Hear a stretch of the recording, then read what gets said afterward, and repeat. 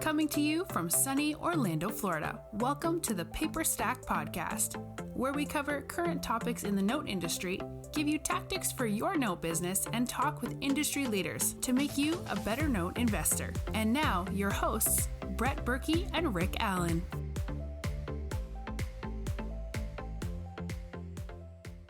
This is Brett and Rick for an episode of the Paperstac Podcast. Yes, it's been a while. Yeah, sorry guys, vacations and stuff. Those are... I have not met somebody who takes more vacations than Brett. He's, hey, I'm going on vacation. I'm like, all right, man, have fun. Then he calls me up the last day of vacation and says, hey, I'm here if I stay down here another day. Yeah. I'm going out on a yacht. I'm like, have fun, man. Go ahead. Probably when someone asks you, hey, you want to go out on my yacht? Like, how do you say, no, I got better things to do. We're in Palm Beach looking at houses that are just ginormous. Unbelievable down there, isn't it? Oh, yeah. We're snorkeling and, oh, man, it was lots of fun. The week before that, we were at another hotel in Orlando, so I'm back for a little bit. For a little bit. He's going back in September.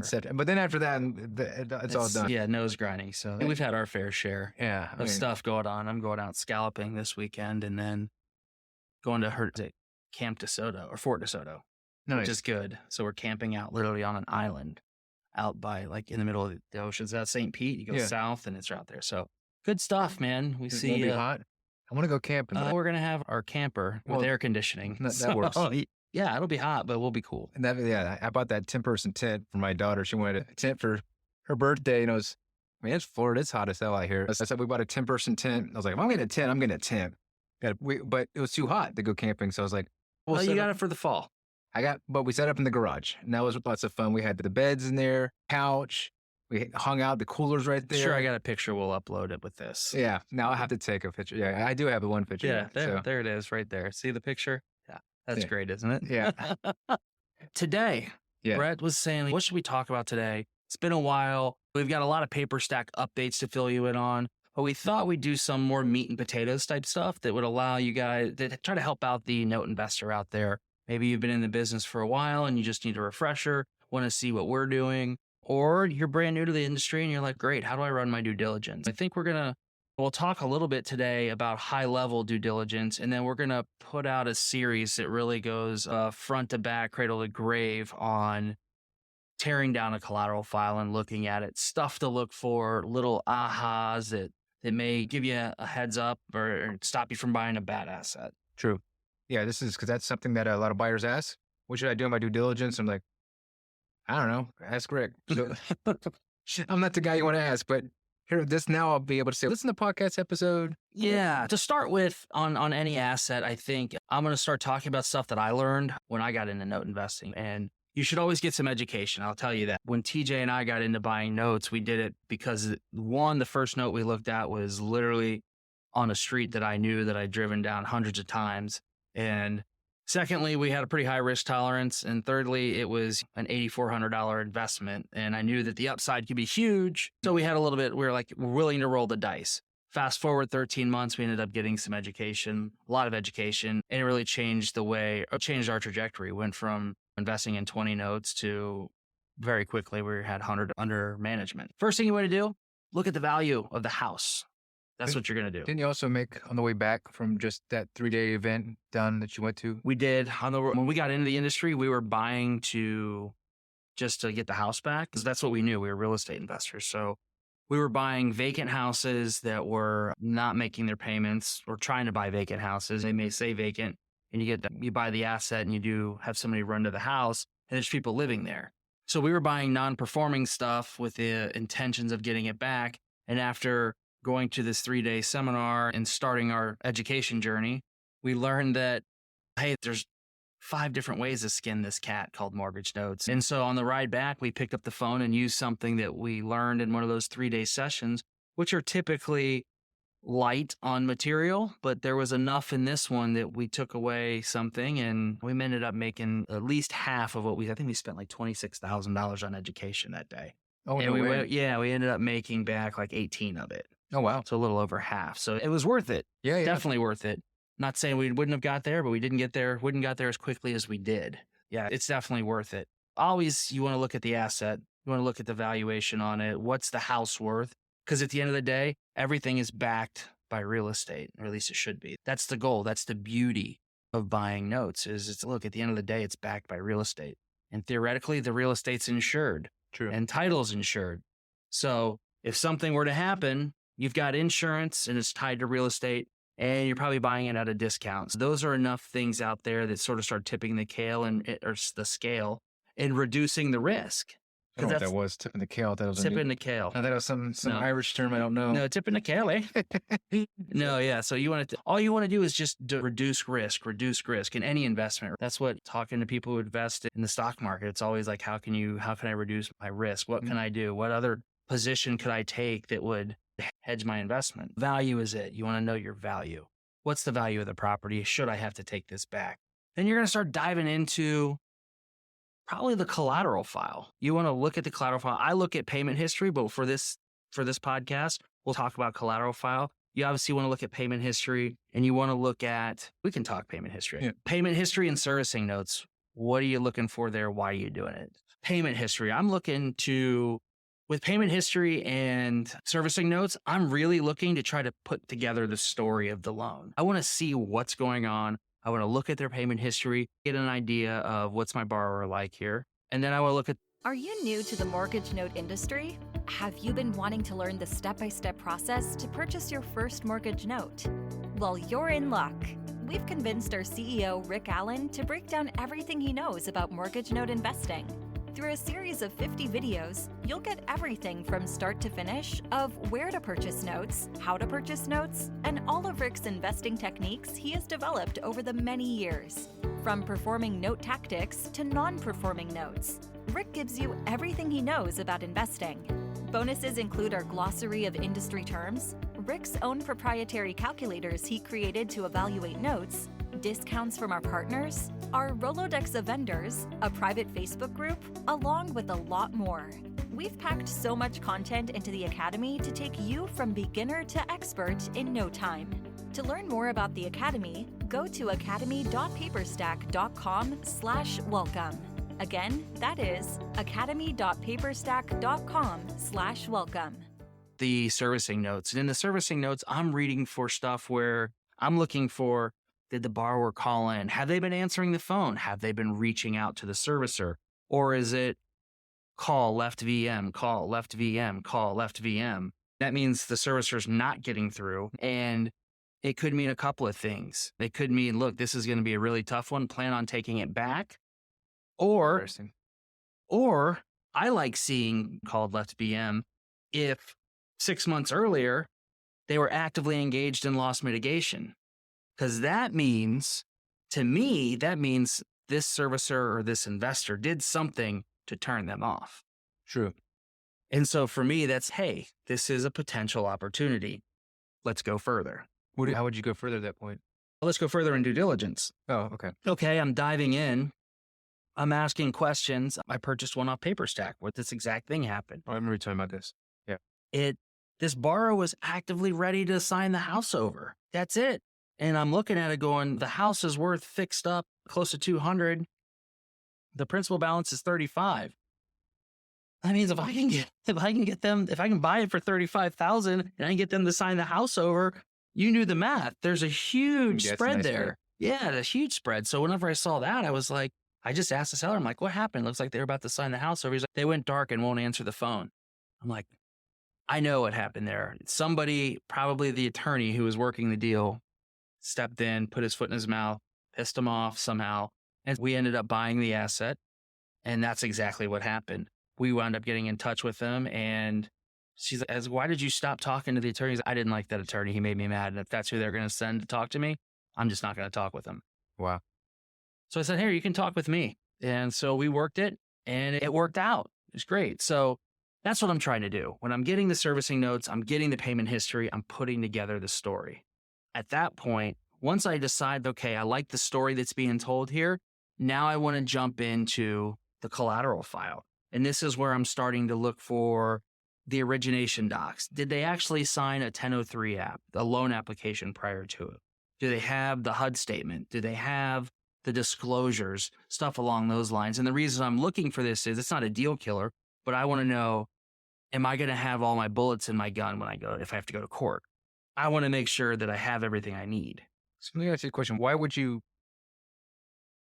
if the servicing notes didn't look good and the payment history didn't look good, you're out? Not necessarily. It all depends on. So you do always do that same process of?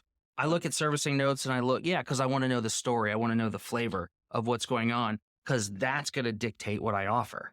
Okay. I need to know the story. I can't just look at the cover of the book to know what's going on in the book. And if I want to buy it, I want to thumb through it a little bit. I want to get an idea. Give me the plot line. Let me go to that first page and see what's the plot line. So I want to know what's the plot of going on. What's the story behind this? What's been going on with this loan? And this is just mostly what you're talking about now is just for non-performing, or?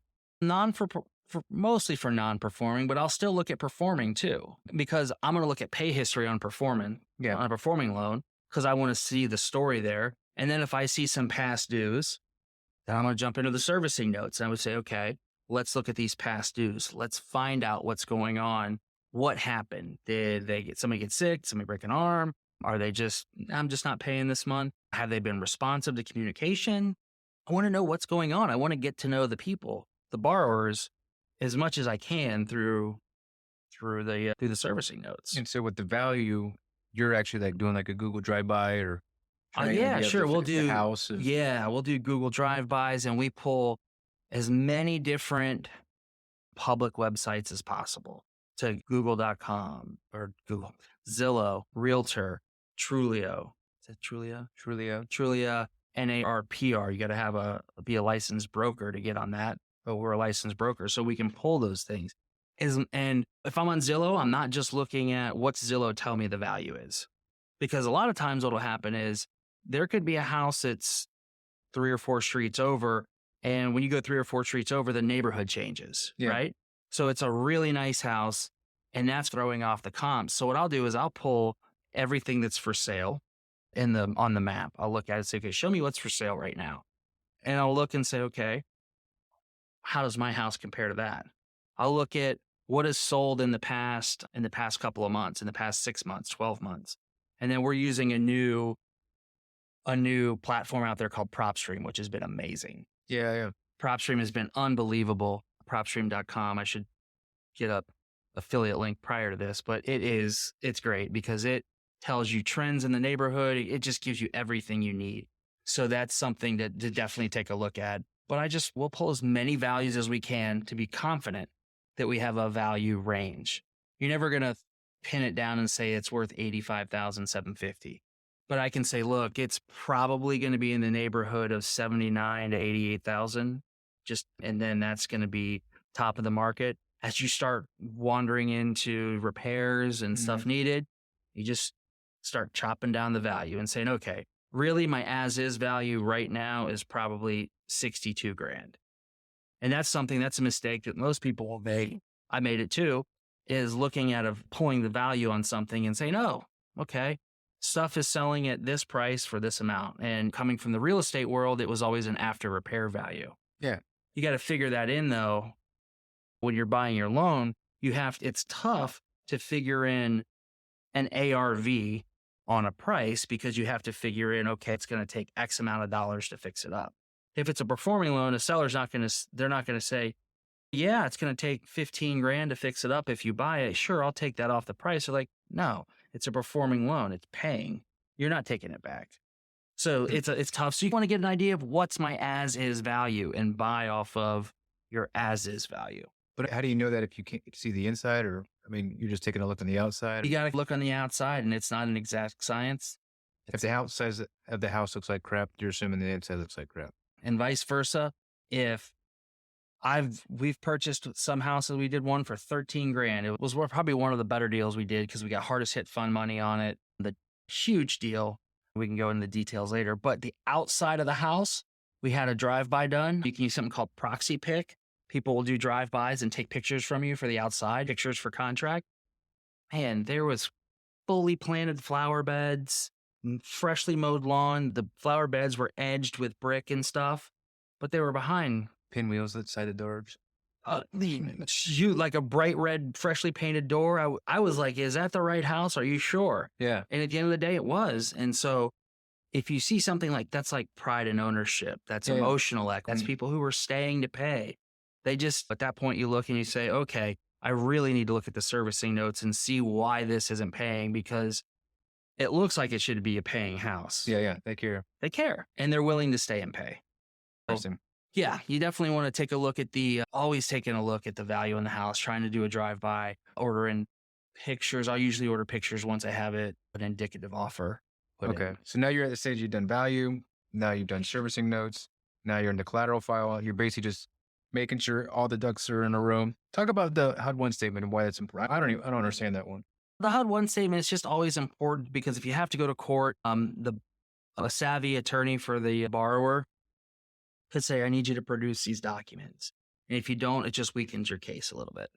Would you do a deal if you didn't have it? Yeah. If you do that though, you have to understand that a lot of the retail buyers, a lot of the people who are buying for their self-directed IRA, 401k, if it's performing, they're okay not having it. When you start selling to some of the larger institutional guys who are going to securitize stuff that's reperforming, if they even securitize, but to some of the guys that are buying for their larger portfolios, they're asking for the origination docs. They're like, look, I need to have these. So it's just... Is that hard to get? Or is that everything? I've seen it in about 50% of the collateral files. Anything that I'm buying right now, like if it's newly originated stuff that I'm seeing on Paperstac, it's all got it. People are using Russ O'Donnell, call the underwriter. It's Dodd-Frank compliant. It passes the sniff test. It looks great. Where I do see it not there is the stuff that's originated in 03, 04, 05, 06. I mean, it's been traded 7 times. It's just tough to keep those things going. So can you reproduce? Not really reproduce. You can go back and track them down. So it's not How do you do that? You find a piece of paper like... No, you go... because ultimately somebody's got them in digital form somewhere. Oh, a digital will count? Yeah. Digital count. Oh, when it comes to that stuff, you don't need to have them... Originals? No, you can have the copies. You're getting copies anyways, for the most part. You don't get collateral files that have the origination docs out most of the time. If anything, you'll get the CD, or you just say, hey, I need the origination docs. Do you have the digital files? And you'll get them digitally. Interesting. Okay. All right, I'm getting it. Okay, so we've got the HUD statement. We've got that. Now we're going to start looking at the collateral file. I want to look and I want to try to get the best, as best I can, to see if it's the original mortgage, but most importantly, the original note. So the original note's more important than the original mortgage? Yeah, because the mortgage has been recorded in public record. Okay. So it's there. As long as you've got the corresponding chain of title with the original or with the assignments and the allonges, then you should be good. But you really want to have the original note. And there's some, I want to say it's Maine. If you don't have the original note in Maine, you don't have standing. Really? Yeah. I just had somebody tell me that the other day. They're like, look, if you don't have it in Maine, you can't foreclose. Wow. Yeah. So that's a fairly large one. And if we run into issues, we've paid borrowers a lot of money to sign the house over.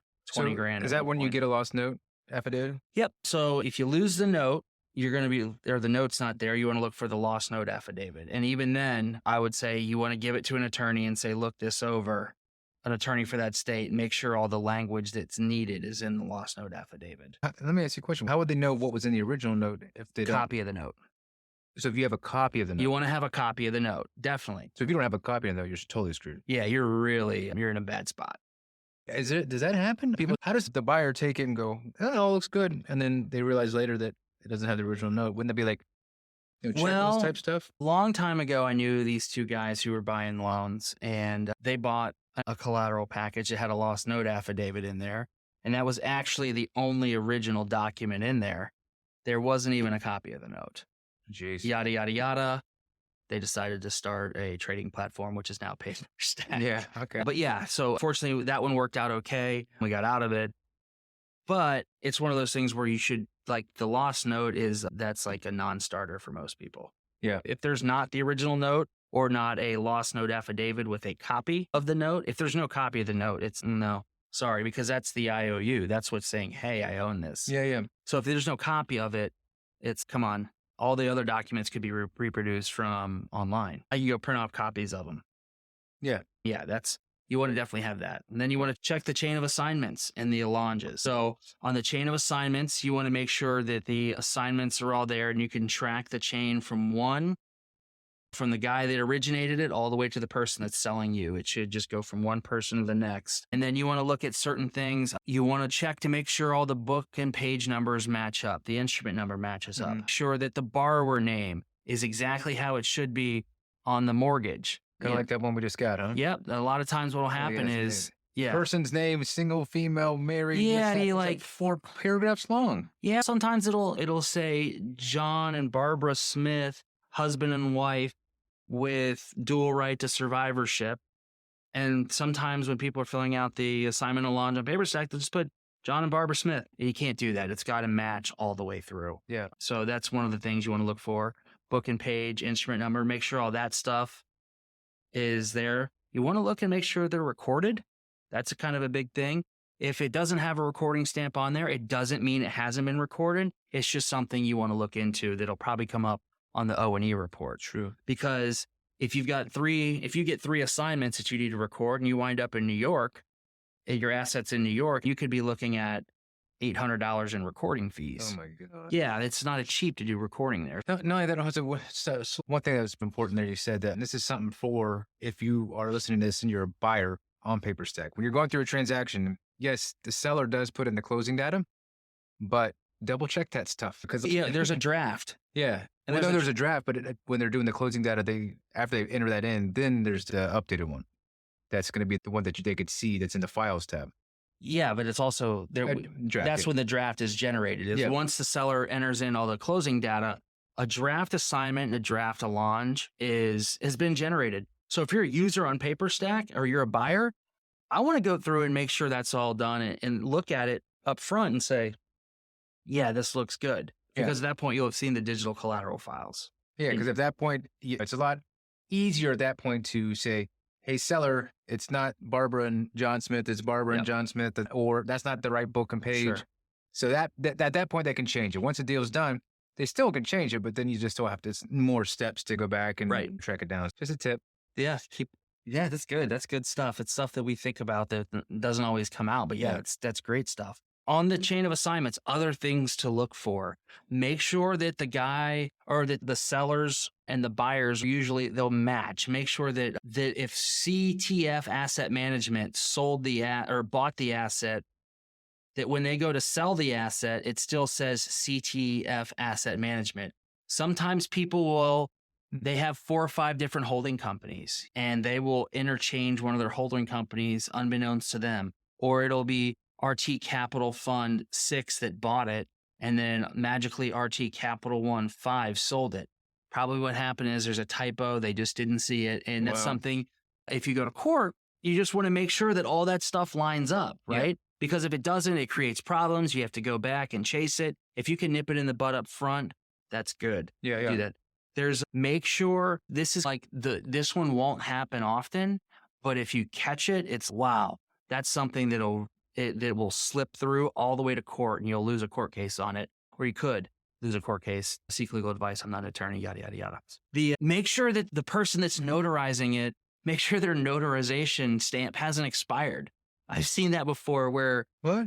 Yeah, where it'll say my notary is set to expire on January 22nd, 2020. And they notarized something on February 3rd, 2020. And so it's like, with that notary stamp, it's, whoa, you notarized this, but you weren't a legal notary at that point. And all of a sudden, you've got this huge issue.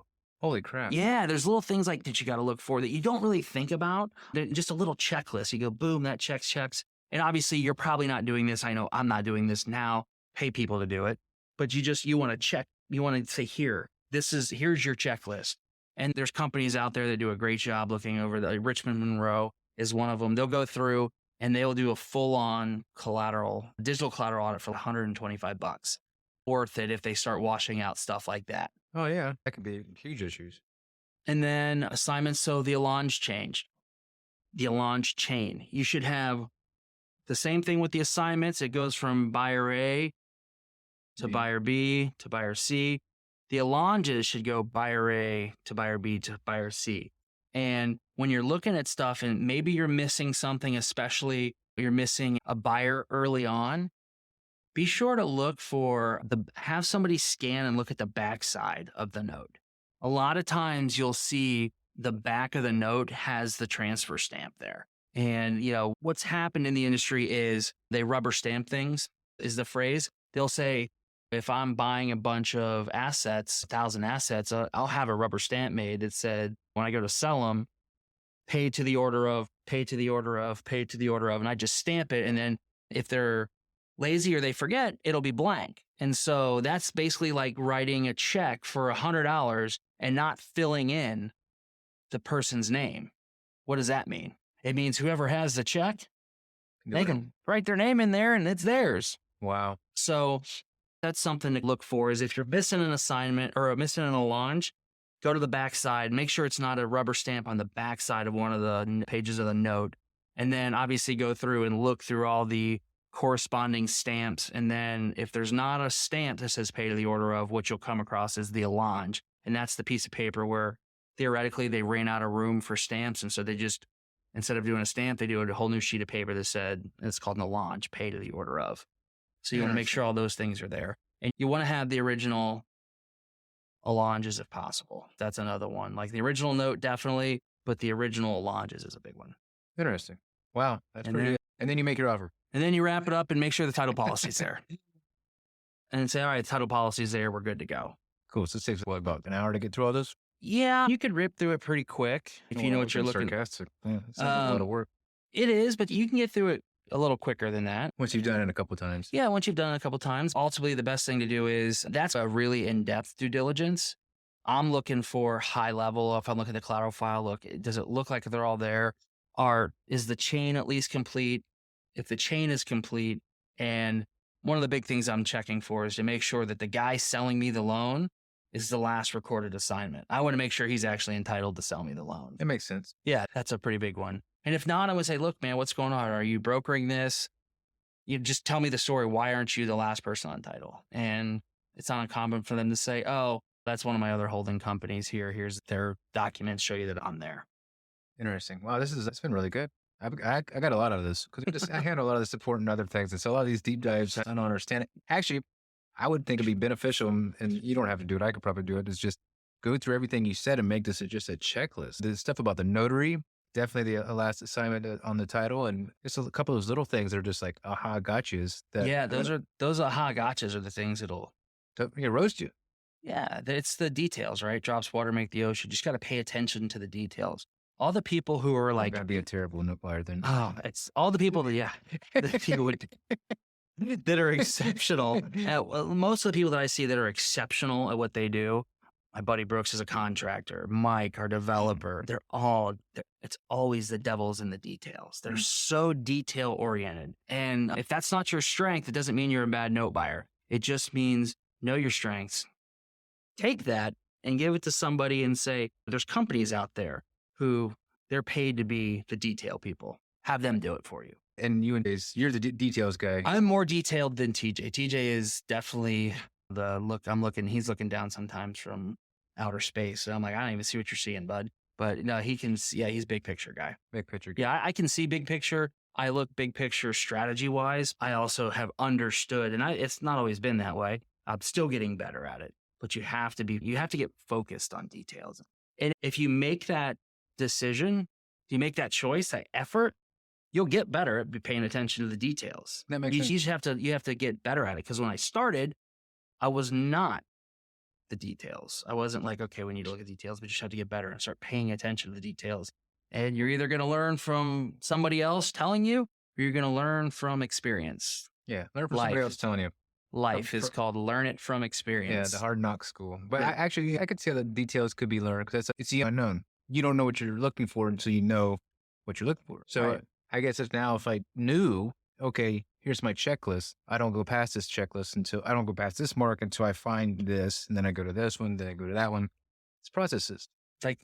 You know what it is? And this is something that for a lot of you, it'll be helpful is that there's going to be coming out this year at some point, the ability for you to add in your own due diligence sort of checklist. We've got the We've taken care of the details of closing the loan for you. We hit all the check boxes. You can't go to one step. You can't miss a step. So I think we're going to put together something that will allow people to start, look, I need to hit my due diligence checklist. And you should see the due diligence checklist for an enterprise level transaction or a institutional transaction. It's thick. You would imagine. Wow. So that's right around 30 minutes. So let's let them get on with their day. And Yep. But sorry for the delay. We'll be back with some more stuff shortly. Yeah, we're in our new studio. I think last time we were at the pool. Yeah, I think actually last time I shot this podcast, we were staring at the camera, but it wasn't on. So it was just an audio podcast.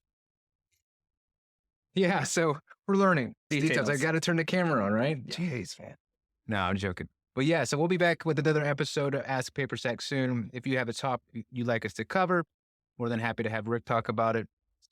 Yeah. The guy got all the knowledge. Also, keep an eye out we're all doing a series, but Mike released our first one of Paperstac updates. Really good, quick, high level of some of the changes on the platform. So check those out. We'll have a couple different video series for you. And then, like we said, we'll have probably one more coming out that we can start doing deep dive, due diligence stuff, and note buying tactics. Then we have the Ask Paperstac. So if you haven't heard that yet, it's not on the podcast because they're so short. It's just basically short little videos that we put out on social media, but it's on YouTube too. So if you have a question, you can leave it in the comments anywhere you see that there's a place to leave a comment, or you can just put it in support. Like, hey, Brad, how do you do this? And little snackables that'll teach you how to use the platform, because there's a lot of stuff out there. Literally, there's new stuff coming out on the platform daily that Brett goes, hey, did you know we could do this? I'm like, nope, I didn't. Yeah. All right, that's it. We'll see you on the next episode of Paperstac Podcast. See ya. See ya.